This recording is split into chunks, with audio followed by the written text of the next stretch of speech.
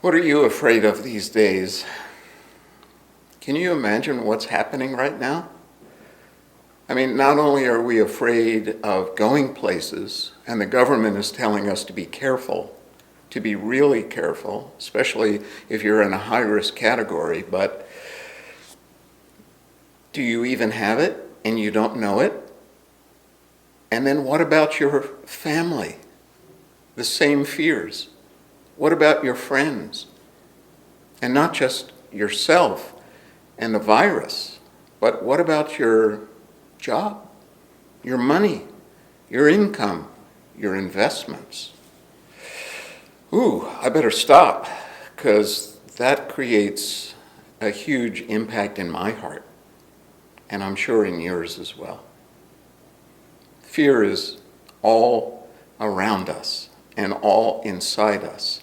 It sure reminds me of a story that you know about in Matthew chapter 8, the chapter right after we're talking about Jesus' Sermon on the Mount. Jesus got into the boat, his disciples followed him, and suddenly a furious storm came up on the lake, so the waves swept over the boat.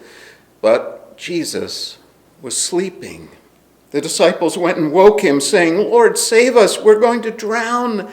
He replied, "You of little faith, why are you so afraid?" Then he got up and rebuked the winds and the waves, and it was completely calm. And the men were amazed and asked, "What kind of man is this? Even the winds and the waves obey him." I would challenge you to do two things. First, identify what you're afraid of. Label it. Say it. I'm afraid of my health. I'm afraid of traveling. I'm afraid of my income. Just say it. Once you name it, the fear starts to be less fearful. And secondly, remember what Jesus said. Why? I'm not asleep. It may look like I'm asleep, but I'm with you in your fears. I am with you in the winds and the waves.